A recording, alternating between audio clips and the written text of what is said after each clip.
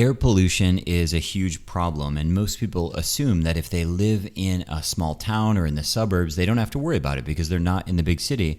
But this is not the case. The reality is that indoor air pollution, no matter where you live, is actually a big issue. We have molds and bacteria and fungus inside our homes. We have gases coming from furniture and coming off of food deliveries and boxes coming from the postman. And indoor air, in most cases, is actually a bigger concern than outdoor air quality. And for years, people have turned to HEPA air filters. They've been the standard for decades, but they don't really work that well. There's a new technology called PECO, P-E-C-O, and it's pioneered by a company called Molecule, and they're the sponsor of today's show. Molecule.com, it's M-O-L-E-K-U-L-E,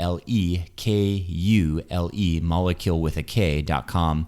They're giving you 10% off your first air purifier order if you use code ROCKWOOD10 at checkout. Thanks so much to Molecule for sponsoring the show. We all have such unique journeys through life. So many different factors come into play: our parents, our geography, our socioeconomic status, our access to education or lack thereof. But two of the biggest groups that we could put ourselves into are just men and women. And, men are generally having greater access to jobs and income and certain opportunities. They're thought of as the privileged class, and that's certainly true to some extent. But men also have a unique set of challenges and struggles that are often overlooked, and loneliness and the burden to perform are some of the biggest challenges that aren't really looked at. If you think about the stereotypical successful man as defined by pop culture or media or even history books, that man is usually isolated, usually overworked. He's usually work-torn, tattered clothes, bags under his eyes, coming home late to the kids. And this downside of this privilege, this downside of this role is something that people don't really talk about. The mental health fallout, the lack of emotional presence, the sort of hollow personal life of a lot of men is really a big problem that nobody's really addressing. We've done lots and lots of topics on this show, never really chatted about the plight of men, and I'm sure just by bringing it up, I'll get hate mail, because somehow, as a man, you're not supposed to talk about these things, but I'll do the show anyway. So this week's show is called Men with Meaning and Purpose. If you're new here, it's the Lucas Rockwood Show. I'm a yoga teacher, a trainer, I'm an entrepreneur, I'm a father. At the end of the day, I'm a student, and I do this show so I can learn stuff. So I go into the world and find authors and experts and researchers, in this case a speaker, and I try to bring their best research to you to hopefully help us think about things more deeply, live a more inspired and fulfilled life. If you like the show, a couple of things I'd ask of you. Number one, leave a rating and review in whatever app you're on. Just scroll down. If you're on your phone, there's usually an app there. You can leave some star rating and a review. It just helps people to find the show. If you would like to join my weekly email list, I send out updates about the show and other things about online events and courses and things like this. Go to yogabody.com/sign me up. And last but not least, if you could share the show with a friend on social media, that would be great. You can tag me. It's at Lucas Rockwood. Thanks for listening. Enjoy.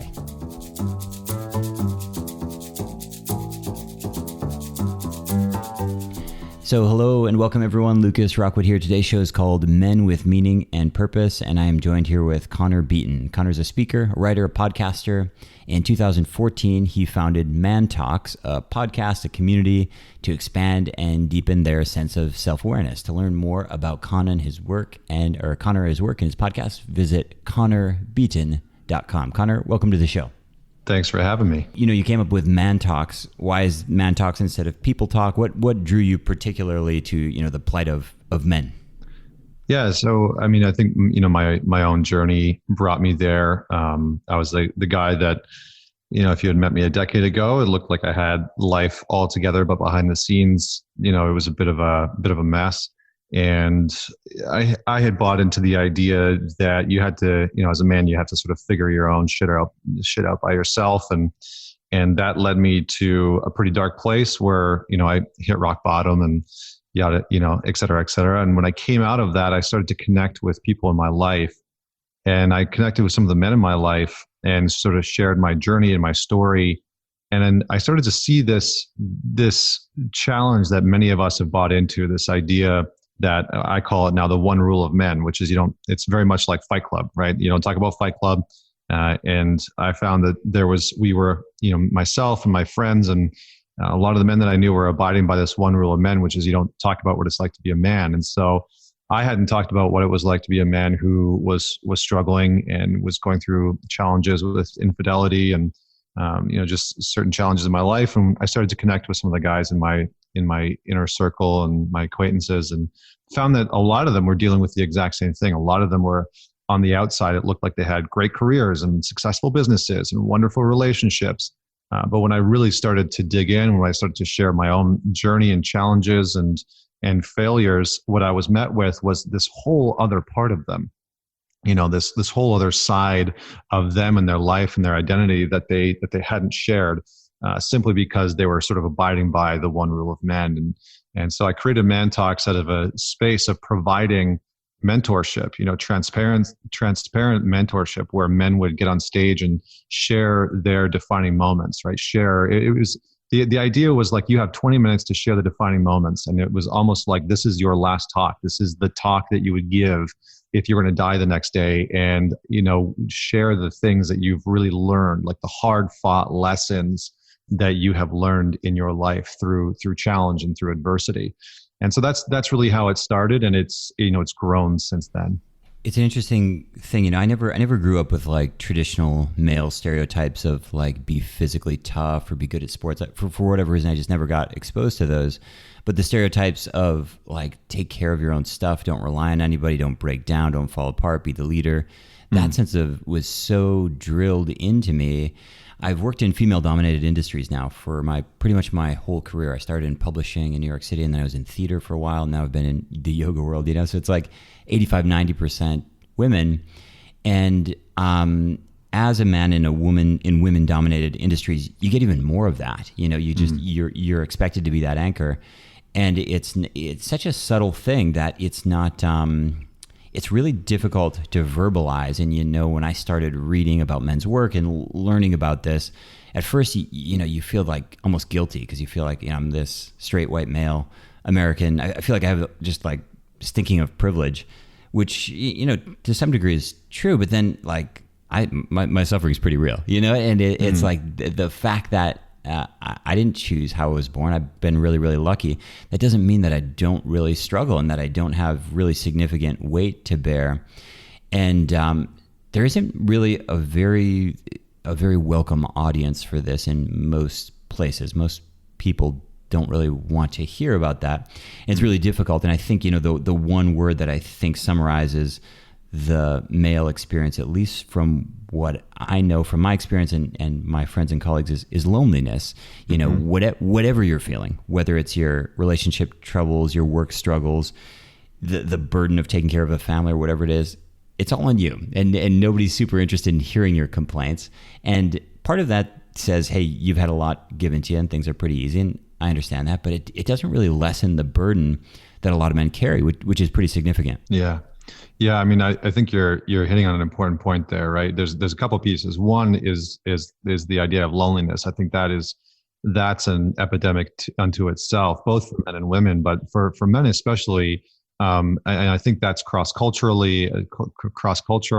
I think that's across races, religious preferences, like sexual orientation, the whole thing. Loneliness really is one of the leading challenges that a lot of men face for a number of different reasons. And it can have fairly significant impacts. I think loneliness, statistically from the research, is one of the leading causes that leads to mental health issues, that leads to the rising rates in suicide. I mean, the list just kind of goes on. And I think that's really one of the main things that I've sort of set out to accomplish with Man Talks. Is like just opening up a different form of dialogue for the men who do want to have a different conversation. Because I think a lot of men are looking for camaraderie and brotherhood. They still want to do the same things, right? They still want to be able to go out and, have a drink or, go play sports or whatever the case may be. But I think that a lot of men now in our modern culture are starting to look for a different kind of depth in the connection, because I think that a lot of men experience that loneliness even when they are with their friends, that they might be going through a hard time in their relationship or in their career. And at the end of the day, they have no one really to just talk about those challenges with, or the advice that they're met with. I mean, I remember a guy coming to work with me, and we were on the phone just chatting about what was happening in his life, and he was going through a divorce. And he said, the biggest challenge about this is that the advice that my buddies are giving me right now, I've been trying for months, and it basically consisted of drinking and fucking, and I feel worse than I did before. And so that's kind of the advice that we put out there. And I think to the other side around the privilege and those pieces, it's like, yeah, there is an advantage, right? It doesn't mean that it's easy, but there is an advantage that I think that we can acknowledge, and whether that's financial, whether that's economic, or whatever it might be, but that doesn't make it easy, right? I think the human experience, we often segregate ourselves and want to fall. I call it the hierarchy of suffering, right? Like we want to fall into this hierarchy and say like, oh, you have it so much easier than I do, and it's a really like we I think in modern culture fall into victim mentality quite a bit, and we perpetuate the victim mentality through some of these components, and we don't actually create an open dialogue of how we as human beings actually start to level the playing field in some of these areas. And so, yeah, I mean, I can acknowledge, I think many of us can acknowledge privilege. We can acknowledge having an advantage in certain areas, but that doesn't mean that your suffering isn't as equal or as real as anyone else's. And because suffering doesn't discriminate, right? It doesn't know gender, it doesn't know race, it doesn't know religious choice, it doesn't know any of those things. It's just suffering. It's just, it's just there. And it's something that we all experience, and it's something that we can all connect to. Yeah, I think there's a lot of things that men do too, which are often categorized as privilege. And, I've just really started to question them. I'll give you an example. Since this COVID thing hit, I don't know what I've been working, but like at least 80-hour weeks, at least. It's just nonstop, like productivity crazy. And I was like, I don't know if that would be expected of me if I was a woman. Of course, these expectations are of myself. Nobody's telling me to do it. I mean, I run my own business, but there's just certain levels, and so like the C-suite jobs at Fortune 500 companies, it's mostly men. Is that a privilege? I'm not sure. I think those men are lonely and sad and go to bed at night, worried about the weight of those 20,000 people. I'm not sure. More and more of those C-suite jobs, I'm just like, those are glorified soldiers. Those are frontline 22-year-old guys in uniform with an AK-47 in their hand. They're just in a different place. This kind of stereotype that like, to be a man, you want to drink beer and chase girls and play football. There is some of that, but there's a lot more of, right now, there's a whole bunch of guys who are at work on a Friday night, late at night, trying to figure out how the hell they're going to support their family as this coronavirus thing is devastating the world. And that is a male battle. It's a battlefield. And that part of the male experience is so ubiquitous that it's not really talked about. That part is just kind of expected. It's like, of course he's working like that. That's what a man does. And so it's almost like this quiet struggle that I think a lot of men go through. Mm-hmm. Yeah, I mean, I think that a lot of men, we are culturally taught that a lot of our value comes in our ability to perform. And yeah, I've talked about this before, where like, women are often seen as beauty objects and men are often seen as performance objects, right? And that our highest worth and our highest value comes in our ability to perform, whether it's sports or monetarily or whatever the case may be. And so, a lot of men are out there trying to find value in how they perform sexually or how they perform at work. And there can be an immense amount of pressure in that. And, just like women struggle with their own challenges due to the expectations of them as a gender, as needing to be beautiful and needing to dress a certain way or look a certain way to fit in and be desired and be wanted. The same expectations, the same weight of expectations are put on men. They're just different expectations, right? It's like, you have to perform, you have to fit into this box, you have to fit in this mold. And if you don't, you're a failure. But I think what most people don't realize is, like, if you look at the United States right now, statistically, 42% of households, women are making more income than men. So like that wealth gap is really starting to shift. And I think that equality is really starting to shift. Obviously there's more room to grow and go.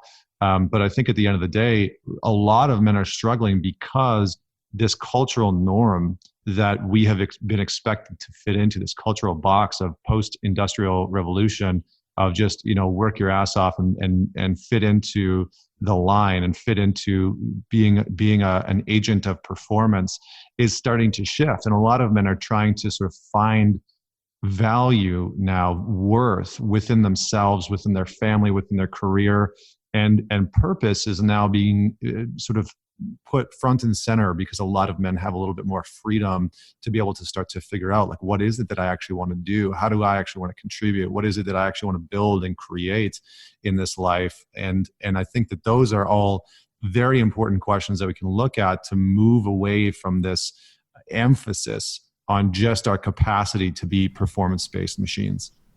Maleness has always been kind of disposable. They're the ones who go to war. They're the ones with the dangerous jobs. Dirty jobs is a bunch of guys on ships, men on ships getting smashed by fish and, losing limbs in construction jobs and things like this. And men are more likely to commit suicide. Mental health is worse. Well, I don't know if it's worse, but the outcome's worse. Why? I know you've done some research in around that. What's going on with men's mental health in terms of suicide? Why are more men taking their lives than women? Yeah, I mean, I've actually been talking about this quite a bit lately in terms of the pandemic that we're in, the crisis that we're in, because I've been saying isolation equals amplification, and so anytime that you isolate a human being, you naturally create an environment in which it is going to amplify their internal states. So if you have a man who has grown up, in a household where there was abuse, where there was violence, where there was, verbal or physical or sexual abuse or abandonment or whatever the case may be, maybe he just had a hypercritical mother or father, that part, those wounds that are within him emotionally, mentally, psychologically, when he gets isolated, if they haven't been dealt with, if he hasn't been mentored and taught how to actually take his pain and give it a purpose, give it a function, when he's isolated, it's going to amplify those parts of himself. And all of a sudden, he's going to be met with this inner critic and this inner dialogue that is really abusive towards himself, right? And he's stuck with that. And I think, unfortunately, we've done a disservice to men in our society by saying, hey, that shit that you're going through, you need to figure out how to do it by yourself. And so all roads sort of lead men back to, I should be dealing with this with myself. And if I can't, I'm a failure, right? Like, I'm actually broken as a man if I can't sort this out myself. And so I think that that's what a lot of men are actually dealing with right now, is that they are finding themselves isolated more so than ever, right? Social media is creating more disconnection. We're more connected virtually, but we're more disconnected in person. And that is leaving a lot of men isolated with their own trauma, with their own wounding, with their own pain, with their own lostness, with their own confusion. And they are lacking in connections. They're lacking in mentorship and in friends and in other men that can help guide them out of or through that darkness, right? It's like the hero's journey. A lot of men are sort of thrust into the cave, but no one's been there to really guide them or mentor them or steward them on how to actually make it through the cave alive, right? How to get through that darkness and face their internal dragons alive. Whereas a lot of women, in the feminine culture, there is just a much greater sense of openness to and acceptance to being able to open up and share and ask for advice and seek insight and get mentorship and get help.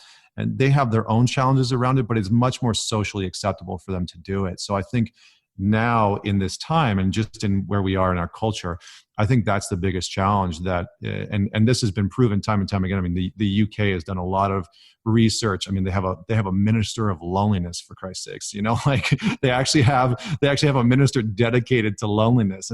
And there's a reason why, we use isolation as a form of ultimate punishment in prisons, right? Let's take a break to thank our sponsor for this week's show, Molecule Air Filters. You can learn more at molecule.com. It's spelled with a K, MOLEKULE. And if you use code ROCKWOOD10 at checkout, you'll get 10% off your first order.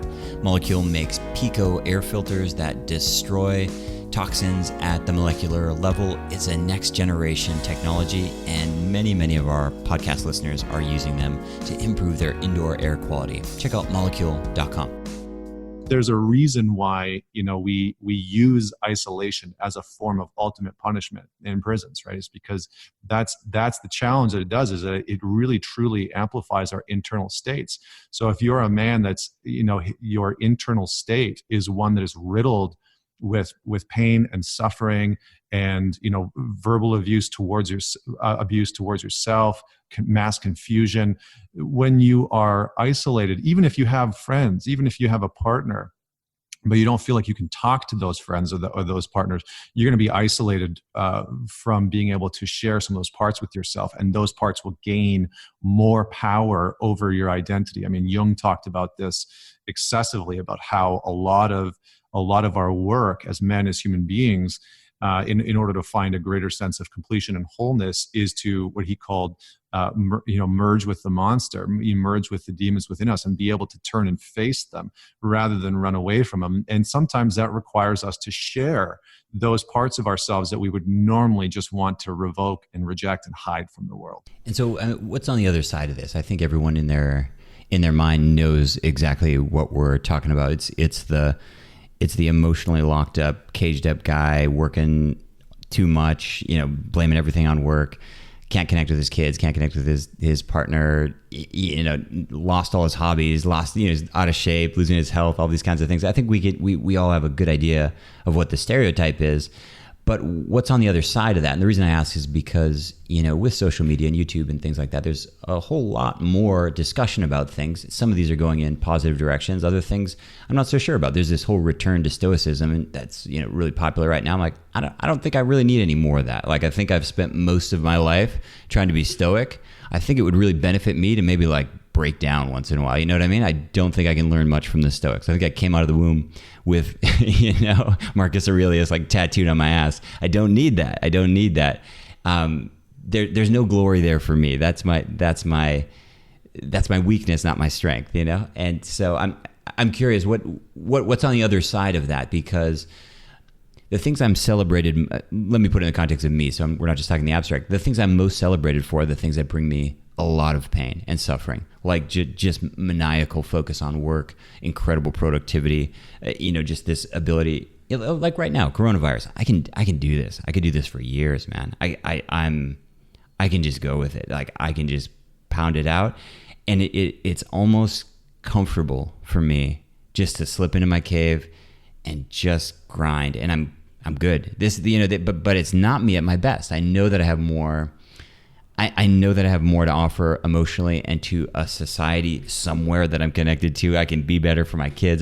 But this is my maleness when it comes out. It's a crisis.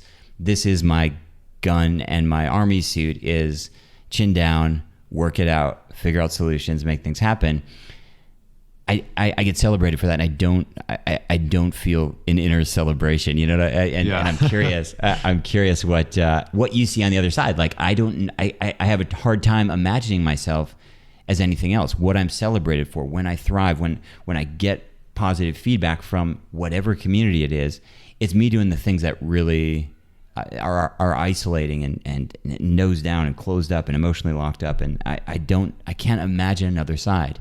Yeah. I mean, it's a great question. And for me, it's on the other side is liberation, and liberation emotionally, psychologically, liberation from so many different pieces. And I think also what's on the other side is evolution. Everything that we can see and observe in our known universe is trying to evolve in some way, shape, or form.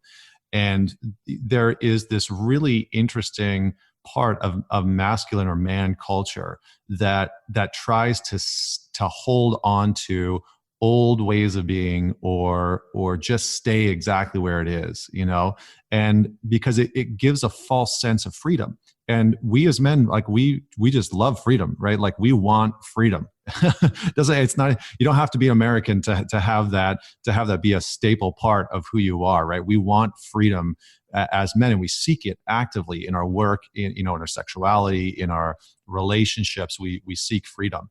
And so I think on the other side of this really is a much more expansive version of freedom that is hard to describe for a lot of people who are holding on to stagnancy, who are holding on to older archaic versions of what it means to be a man, who are boxed in by the definitions that are causing them to shut down in their relationship, that are destroying their family, that are causing them to be cut off from their kids and working 100 hours a week because their only worth is as a provider, and they haven't seen that there's actually an evolution to them as a man, as a human being, to be able to evolve into this space of being more than just a provider, right? And so I think what I have seen, what I've experienced in my own life is it really is that evolution and that liberation. And I think that we are entering into a time right now where the archetype of the rebel is more needed than ever before.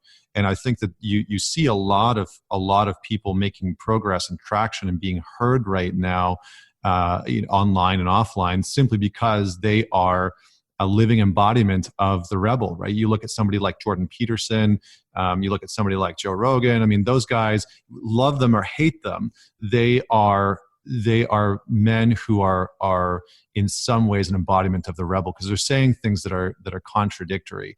And we need a little bit of that right now in a sensible way, right? A rebel that is backed by data, that's backed by wisdom, that's backed by reality. Not a rebel that's just out there to create chaos, but a rebel that is out there to create some more and some form of congruency and forward direction that leads people to a different sense of liberation and freedom, because we have really held on to this box of what it means to be a man, and what it means to be a man in America, or wherever you are. And so I think that's the biggest piece. And when you come out the other side of doing this work, of doing work, whether it's on yourself mentally or emotionally or whatever the case may be, relationally, sexually, when you come out the other side, there is almost every single man that I've ever talked to describes in some way, shape, or form the feeling of liberation,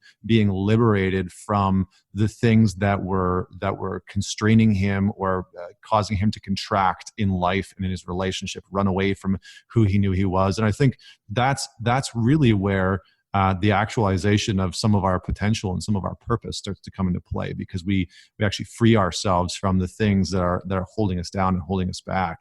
So I guess that's what I would say to that. And so we've got a situation right now where there are hundreds of thousands, millions, hundreds of millions of people, and men, of course, too, at home trying to figure out what the next step is, how they start over, how they rewire a life. Maybe they had a boutique hotel, maybe they ran a restaurant, maybe they had a gym. I don't know what it is, but there's a really huge just restart happening in the world. And I think collectively people would like to do it better. They would like to have more meaning and purpose in their life and their work. And when you have moments like this, it always makes you rethink your priorities. And I've been really fortunate in that my priorities in terms of work, at least, were really in line, and it was just a great quality work to be able to dig into. But I think a lot of people are coming to the realization that not only is their job gone, didn't like it that much in the first place, aren't going to miss it, have no real idea where to go, no direction, and really limited opportunities. Any ideas how people can even start to wrap their head around where to go next? Because a lot of people are just looking out at unemployment checks, a blank slate in a summer that's coming up that's looking really, really uncertain. Yeah, I think one of the biggest pieces, and this is again one of those things that maybe isn't going to be so popular with everyone, what I'm about to say, but it's something that's necessary, is that I think I fundamentally believe that the first place that people need to start right now is in a grieving process, right? Many people are grieving the loss of what they had before, whatever that looks like. And if you don't grieve that loss, certainly you are going to be responding not even responding, you're going to be reacting to what's happening right now in your life from a place of deep fear and anger and resentment. And what we know from a very basic psychological level is that we do not make good decisions when we are in a place of heightened fear, of anger, and of resentment. And so one of the things that I've been talking about with all the men that I work with in our online community is like, if you've lost your job, if the future looks really uncertain, like get your ass in gear to grieve the loss of what your life looked like before, so you're not carrying that baggage into whatever the hell you do in a couple weeks or a month from now. Secondly is double down on getting disciplined, right? Get disciplined in processing of the grief. Get disciplined in having a daily routine that's going to bring you some sense of normalcy for yourself, and start to shift your relationship with discipline. Because I think that a lot of men have a relationship with discipline that, this is myself as well. I had a relationship to discipline that was one of punishment. I grew up in a household where discipline equaled punishment. And so I think this is a time for both men and women, but specifically for men, to start to cultivate discipline as a practice in their life. And then lastly, I would say, this is a moment in time where you can take your skill sets and you can take the skills that you have and start to really hone in on what you can create and build. Like the world is going to need more men who are building in the world, whether it's building a business, whether it's building a home, whether it's building a community, whether it's building a narrative that's going to help, whether it's going, whatever that looks like, but using your skills. And maybe that doesn't mean that you're the starter, right? I think that there's this misnomer that like every human being on the face of the planet, all 7.4 billion of us, should be entrepreneurs. It's like, no, you shouldn't. You absolutely, like, not everybody's cut out to be an entrepreneur, right? It's just like, not everybody's cut out to be an NHL player. And so look at what your skill sets are really like. What's your gift really good for, and what environment can you plug it into? Because maybe your skill set could be best used in terms of being able to help a cause or a business, somebody else's company, somebody else's organization that you fundamentally believe in. And maybe that is the next step for you. So those are the three things that I would say in terms of being able to maximize this time. Because as we know, historically, if we just look back at history, whenever there's a recession, whenever the economy tanks and these pandemics happen or major crises happen, on the other side is immense amount of growth, and people who are set up right now in this time and space to be able to grow business and grow commerce and grow communities and grow solutions to some of the problems that we're facing right now, they are going to need you, and they're going to need your skill set. And so wherever you fall on that spectrum of either being the leader or being the person that has the skills that make that organization happen, now is the time to really hone in on and gain clarity and do whatever you need to do in order to gain clarity about how your skill set can be best used in the coming days. Because our world is changing, our culture is changing, the economy is changing. And I fundamentally believe that we are entering into a world that's not ever going to look the same. I just add a couple of thoughts as we wrap up. I mean, the other thing that I think one thing that I think people are doing, which is really not smart, is stuff that they know is not helpful. So, I mean, I guess I just think about a time like this. It's like right before, let's say someone's about to run a marathon, or someone's about to do a big endurance race, or they're about to give a big speech that they're going to do an important stage presentation or something like that. You wouldn't go out binge drinking and binge watching Netflix. You wouldn't talk shit and sit around. And that's what a lot of people are doing. A lot of people drinking themselves stupid, watching Netflix and waiting for the next move. And I just think that there's a lot of positive things you can do, but in lieu of a positive idea, how about not doing a negative one? You know what I mean? Yeah. It's just like, it's like, you can't figure out what's next. Don't know what your job is. Your whole life, you've been in the event business. You've been a party planner, you've been a wedding planner, whatever it is, and it's done. Okay. You don't know what's next. How about don't get drunk tonight? Just start there. It's a really interesting idea, and I think in lieu of, yeah, go ahead. Yeah, I was going to say, can I speak to that? Because one of the things that, I mean, one of my mentors, I was fortunate enough to work with some really incredible mentors along the way. And I'll never forget one of the things that he said to me, which was, we all have coping mechanisms and they don't go away. You just want to turn your coping mechanisms into expansion mechanisms, right? Into growth mechanisms. And so that really stuck with me, because I was like, okay, so, wherever you are, whatever's going on in your life right now, I think one of the best things that you might be able to do for yourself is choose one coping mechanism and see if you can't shift that into an expansion mechanism, right? So if you are drinking every night or smoking weed every day, or you're binge watching Netflix or eating potato chips every single night, what can you do to shift that into an expansion mechanism, right? Maybe you train in breath work, maybe you do meditation and you commit to it. But this is the time to do that, to shift one coping mechanism to an expansion mechanism. Connor, I like the conversation. Love your work. For people listening who want to check out your podcast and follow what you're doing online, where's the best place for them to connect with you? Yeah, best place, Instagram @ManTalks, or you can follow along on my website, which is connorbeaton.com. Connor, thanks so much for coming on the show. Right now, we have about 10,000 yoga trapeze students for every one teacher. What that ratio means is there's a huge opportunity for teachers right now. We started training professional teachers back in 2016, about 2.5 years ago. And since then, this course has really been a force of nature. We've had courses, of course, in Barcelona, our home base, in Manila, in Amsterdam, in Georgia, and in California, in Olympia, Washington, and in Virginia, and even in Hong Kong. We've been having this course all around the world, and I'm very excited to announce that we now have an online opportunity as well. It's not in lieu of the in-person course, it's in conjunction with the in-person course, but you can do one or you can do both courses together. It's a very popular course. We are now going into our round 4, our class number 4. We're accepting applications. To learn more, go to yogatrapezeonline.com. I'd encourage you to check out some of the stories from past graduates. You can see the full curriculum there and see if it's right for you. I have a listener question from Sandy this week about nutrition, and Sandy says, Lucas, I have been taking whey protein to help curb my hunger, and I'm wondering, is this the best source or should I try other forms of protein powders? Let me know your thoughts. First thing I'll say is, Sandy, you're correct in thinking that protein can help curb hunger. A lot of people don't realize this, but if you look at the 3 macronutrients, carbs, fats, proteins, protein curbs your hunger, this is clinically proven, much more effectively than carbs and a little bit more effectively than fats.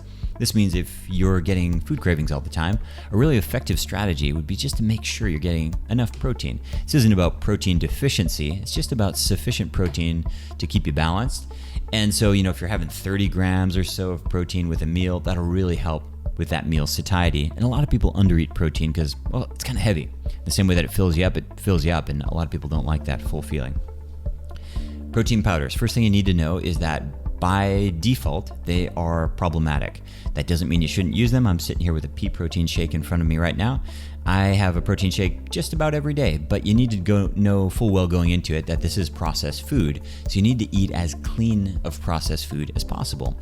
So the first step in that is no additives, no preservatives, no funky stuff. Most of these protein powders will have weird chocolate, egg flavor, guar, gum, all kinds of weird flavors and additives and stuff like that. Just get pure protein, disgusting, flavorless, chalky protein. In terms of the sources, it's a bunch of different stuff out there. If you talk to bodybuilders, you'll find that they cycle through protein. So they'll start with egg protein, they'll move to beef protein, all kinds of weird protein powders they'll take. And they do it because they get allergies. And they get allergies because they're taking so much. And by so much, I mean 150, 200 grams, 300 grams of protein a day, really, really high protein, to the point where it can have some pretty deleterious effects. And so you can learn a lot from that boosted intake and focus on less allergenic protein powders. What are your options? Well, definitely don't use soy protein. I would definitely not take casein protein, which is one type of milk protein, because it's pretty much directly correlated with cancer. Whey protein is the most ubiquitous and probably a good choice for those of you who eat dairy products, and it's pretty easy to get a high quality option. The one that's also become quite popular in the plant-based world is pea protein. And that's what I've been using for quite a while. I tried hemp protein for longer than I care to admit. I think about 1.5 years I was chugging down hemp protein. it's really pretty gritty. It tastes sort of like nutty sand, really pretty hard to digest.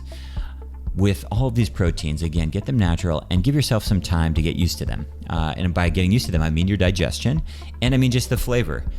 When I used to drink these protein shakes, they just were so disgusting. My stomach would feel horrible. Your body gets used to them pretty quickly. Why would you use protein shakes? Well, you'd use them to balance out a meal. A lot of people don't for lunch. They'll skip protein, and it's really important to have that satiety. And a lot of people are lacking just like 20 grams of protein per day, and it can make a huge difference in terms of your metabolic health, your ability to retain and gain lean muscle, and to balance out your blood sugar and your hunger, like we chatted about.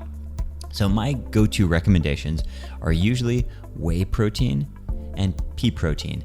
I don't like rice protein. I actually used to manufacture rice protein, and I spent a lot of time talking about the manufacturing process with various manufacturers, and I'm not so comfortable about the way it's made. I'm not so comfortable that there isn't bacteria in the rice protein, and I haven't been able to confirm this, but it's supposed to be the least allergenic, hypoallergenic, but anecdotally, it causes a whole bunch of weird skin reactions in me, and I've chatted with a whole bunch of people who have a similar reaction.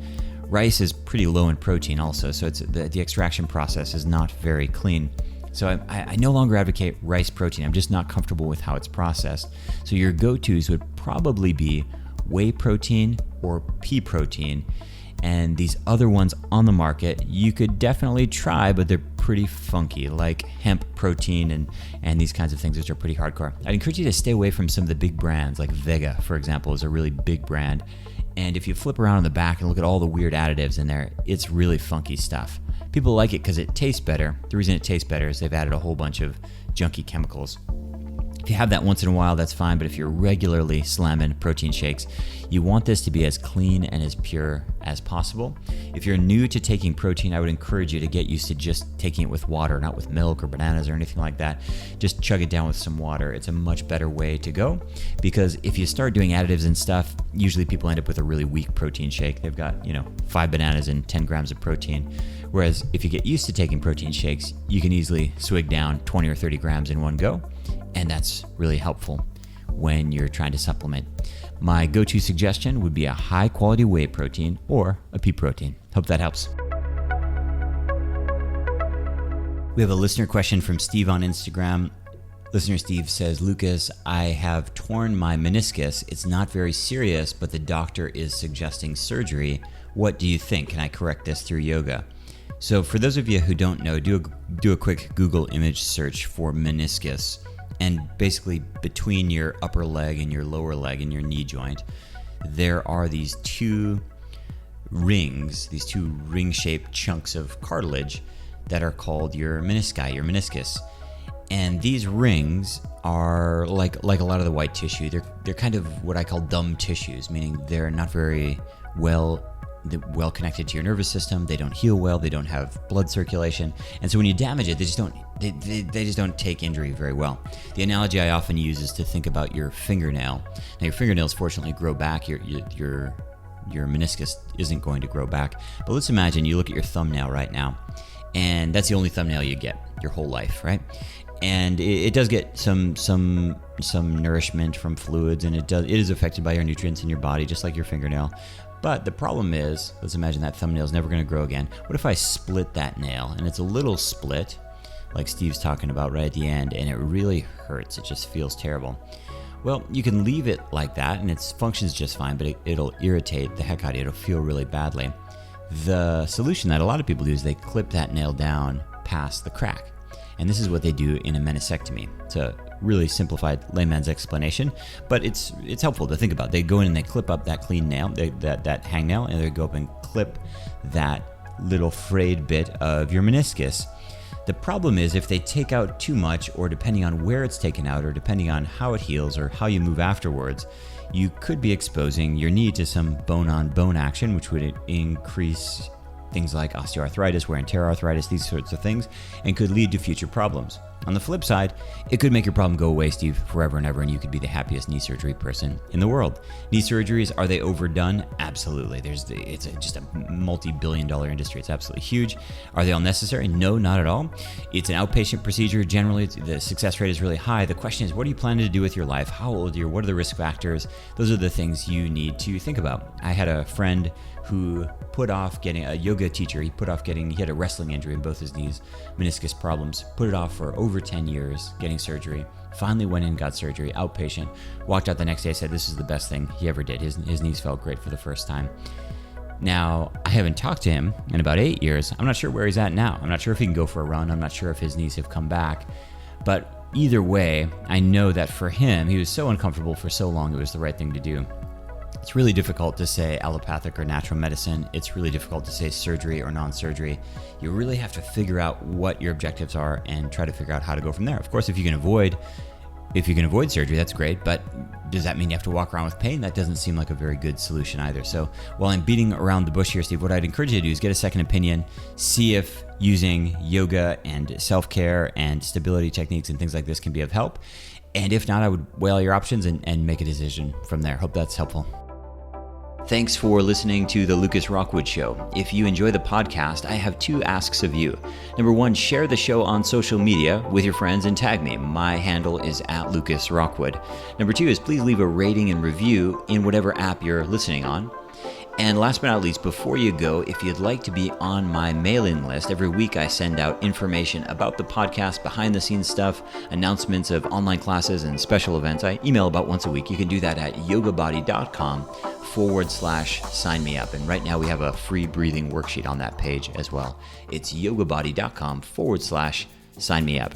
Thanks so much for listening, and we'll see you next week.